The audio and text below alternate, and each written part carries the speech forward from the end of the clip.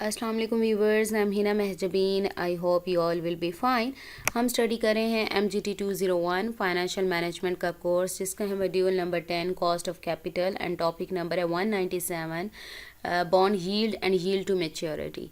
But today's lecture start करने से पहले अगर आप मेरे चैनल पर न्यू हैं देन प्लीज़ मेरे चैनल को सब्सक्राइब कर दें एंड बेल आइकन को क्लिक करना मत भूलिएगा, ताकि upcoming lectures, different assignments, quizzes और पेपर्स के नोटिफिकेशंस आप तक पहुंच जाएं। लाइक भी कीजिएगा, शेयर भी कीजिएगा। ओके जी, let's start from today's lecture that is about bond yield and yield to maturity.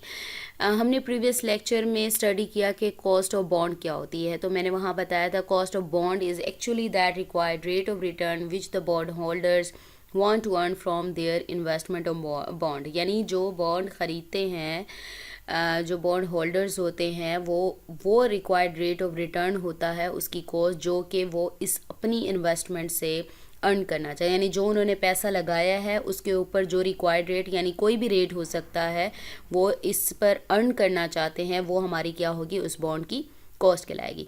इसी तरह से बॉन्ड यील्ड क्या होती है, when we relate that rate with the market price of bond then we call it bond yield.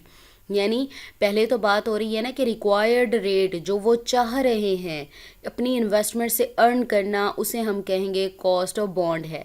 लेकिन जब हम इस कॉस्ट ऑफ बॉन्ड को, यानी इसको रिलेट करते हैं मार्केट प्राइस, यानी कंपेयर करके देखते हैं मार्केट प्राइस के अकॉर्डिंग है या नहीं है, इक्वल है, लेस देन है, मोर देन है, तो ये क्या कहलाती है, बॉन्ड यील्ड कहलाती है। So bond yield is actually calculating the return to the bond holder with reference to the current और एग्जिस्टिंग मार्केट प्राइस। यानी एग्जिस्टिंग मार्केट प्राइस को देखते हुए जो कैलकुलेट किया जाता है रेट, वो हमारा क्या होता है, bond yield. And that is a price which a bond holder is paying currently at the moment.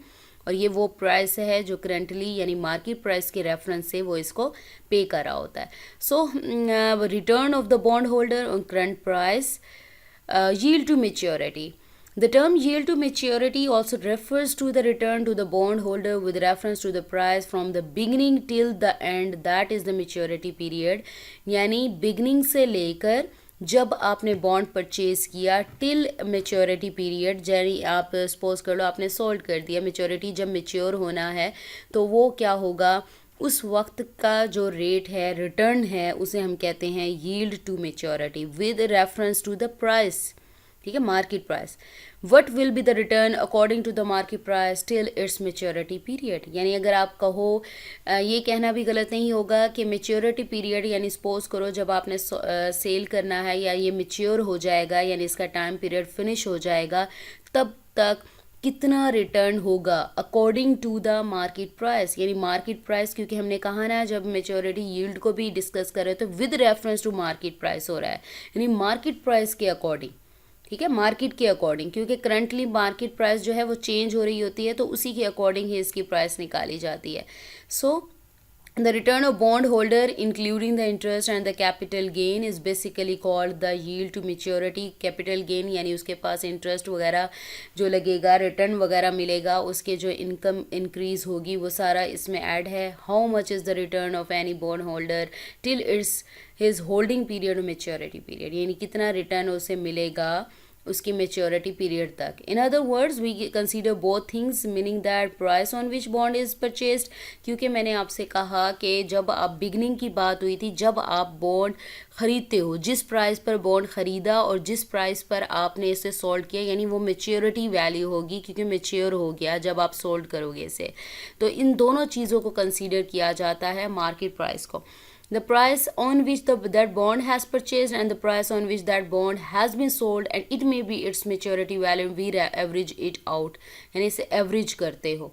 ठीक है, किसको, जिस पर आपने ख़रीदा, यानी अगर price on which that bond has, यानी प्रेजेंट वैल्यू कह सकते हो आप इसे, और जिस पर आप बेचोगे उसे फ्यूचर वैल्यू कह सकते हो। ठीक है, और अकॉर्डिंग टू मार्केट प्राइस की बात हो रही है। Similarly we average out the investment that we have at the start and at the end of the time period, यानी स्टार्ट पर और एंड पर। स्टार्ट की बात हो रही है जब आपने बॉन्ड को परचेज किया, और एंड की बात हो रही है यानी जब आपने इसे सेल आउट कर दिया। ठीक है, let's see it's formula. Yield YTM ये आपके MCQs में भी आ चुका है। YTM यील्ड टू मेच्योरिटी जो है आपका फॉर्मूला है। C जिसे मैंने यहाँ पर ऐड किया, YTM रिप्रेजेंट कर रहा है yield to maturity. C is the annual interest है that we get on the bond, ठीक है, ये इंटरेस्ट है। FV वैसे फ्यूचर वैल्यू होती है और PV प्रेजेंट वैल्यू होती है, लेकिन यहाँ पर FV रिप्रेजेंट कर रहा है कि जिस प्राइस पर इन फ्यूचर वैल्यू आपने सोल्ड किया। मैंने अभी बात की थी, इसका बताया भी था। तो PV यानी वैसे तो प्रेजेंट वैल्यू होते हैं, लेकिन यहाँ पर ये वो प्राइस है जिस पर आपने परचेज़ किया, यानी प्रेजेंटली, यानी क्योंकि अकॉर्डिंग टू मार्केट प्राइस किया है आपने। और यहाँ पर T रिप्रेजेंट कर रहा है टाइम पीरियड को। तो आपने क्या किया, इन दोनों का डिफरेंस लिया, उसे टाइम सपोज करो 7 ईयर्स है या टाइम पर इसको माइनस कर दें। यहाँ पर एक एग्जांपल भी ली हुई है। When we take the difference in buying price जो कि PV है और सेलिंग प्राइस और द इनिशियल और मैच्योरिटी वैल्यू भी कहते हैं, ये इनिशियल वैल्यू होगी जिस पर आपने उसको परचेज़ किया, मैच्योरिटी वैल्यू जब ये मैच्योर हुआ यानी आपने सेल आउट किया, and that is actually the capital gain और द प्रॉफिट और the loss that we get. यानी इनका जो डिफरेंस है, ये जो डिफरेंस आएगा दोनों का, वो हमारा कैपिटल गेन होगा। मैंने ऊपर बात की थी ना, कैपिटल गेन और प्रॉफिट होगा। क्या होगा, buying price and selling price जो कि यहाँ पर PV और FV दी हुई है, माइनस किया हुआ है ये वाला FV माइनस PV, ठीक है, FV माइनस PV, ये जो डिफरेंस है ये हमारा कैपिटल गेन कहलाएगा। और यहाँ पर एग्जांपल की भी है, सपोज करो हमारा जो इंटरेस्ट है या एनुअल इंटरेस्ट है वो यहाँ पर गिवन है और आपके पास FV यानी आपकी सेलिंग प्राइस 1000 रुपीज़ है माइनस, और यहाँ पर जो परचेज प्राइस है वो आपके पास 850 है, डिवाइडेड बाय जो टाइम पीरियड है, कितने नंबर ऑफ़ ईयर्स के लिए इसने मेच्योर होना है, यानी कितना टाइम लगेगा, 7 ईयर्स के लिए बॉन्ड है। तो जब आप इसको डिवाइड करते हो, जो डिफरेंस लेते हो, यानी यहाँ है when we take the difference of price at which bond was sold and the price at which bond was purchased with the time period. यहाँ क्या दिया हुआ है, टाइम पीरियड। ये जो पार्ट है ये amount of total capital gain per year को रिप्रेजेंट करेगा।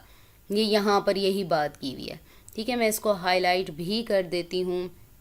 We get the amount of total gain per year, ठीक है। तो यहाँ पर क्या किया, फ्यूचर वैल्यू यानी FV minus PV divided by T जो थी ये वाली हमारी वैल्यू, ये रिप्रेजेंट करती है total capital gain per year को, ये वाली चीज़, ठीक है, ये रिप्रेजेंट कर रही है। तो मैंने आपसे कहा है FV यहाँ पर वो होगी सोल्ड प्राइस होगी, और PV एंड प्रेजेंट प्राइस वैसे होती है, प्रेजेंट वैल्यू होती है, लेकिन यहाँ पर ये परचेज प्राइस को रिप्रेजेंट कर रही है। अब when we add amount of capital gain per year, यानी इस अमाउंट को जब C जो कि मैंने आपको कहा, C जो है हमारे पास, ये देखो हमारे पास फॉर्मूला, ये तो कह रहे हैं ना कि total capital gain per year है। जब आप इस C की वैल्यू जो कि आपका एनुअल इंटरेस्ट है उसे ऐड करते हो, देन आपके पास क्या आता है, we get the total annual interest which include capital gain as well as the bond interest. यानी ऊपर तो हमने बात की कि capital gain per year amount आ रही है उसकी, लेकिन जब इसके साथ एनुअल जो इंटरेस्ट C है उसको ऐड करते हो तो आपके पास टोटल एनुअल इंटरेस्ट आता है। अब इस इंटरेस्ट में क्या क्या चीज़ इंक्लूडेड है, कैपिटल गेन जो कि ये था, as well as bond interest आ जाएगा। लेकिन अब नीचे मैं आपको फॉर्मूले में दिखा दूं, नीचे फॉर्मूला देखो, ये वाली चीज़ ये एवरेज है दोनों की, ठीक है। सेलिंग प्राइस और जो परचेज प्राइस है उसकी एवरेज, हमने कहा था ना एवरेज आउट करते हैं। When we divide total annual interest जो कि ये वैल्यू थी with the value of average investment over the holding period, यानी एवरेज इन्वेस्टमेंट, यानी दोनों को ऐड अप किया। हमें क्या है, किसी चीज़ का दो वैल्यूज़ का अगर एवरेज लेना है उन दोनों को ऐड करते हैं और 2 पर डिवाइड कर देते हैं, then we get the yield to maturity. जब पूरा फॉर्मूला अप्लाई हो गया, यानी आपने इसको इससे डिवाइड कर लिया, देन आपको जो मिलेगा वो मिलेगा yield to maturity. So we can conclude our discussion that yield to maturity is actually the average return, ठीक है, average return the bond holder gets over the holding period. holding period यानी T हमने use किया था, और from the beginning to till, beginning की बात की थी यानी PV जहाँ पर यूज़ होता, और end बात किया है यानी FV हो जाएगा, till the maturity of the bond which in this case comes out to be 18.53. अब इसको क्या किया, इसको हम अगर करें इसको दोनों को माइनस किया और 7 पर डिवाइड कर दो। जो आंसर आ जाएगा उसको 150 में ऐड कर दें। कर लिया ऐड, यहाँ आंसर लिख दिया। नेक्स्ट इन दोनों को ऐड करो और 2 पर डिवाइड कर दो। जो आंसर है वो राइट हो गया। फिर इन दोनों आंसर्स को डिवाइड कर दें तो आपके पास ये आंसर आ जाएगा। अगर वैल्यू में आंसर आता है तो उसे मल्टीप्लाई 100 करेंगे तो आपके पास आंसर आ जाएगा। So we have completed over today's lecture here. ये छोटे छोटे टॉपिक्स चल रहे हैं क्योंकि लास्ट मॉड्यूल्स हैं, but we have completed over today's lecture here. मुझे अपनी दुआ में याद रखिएगा, अपना ख्याल रखिएगा। टेक केयर, अल्लाह हाफिज़।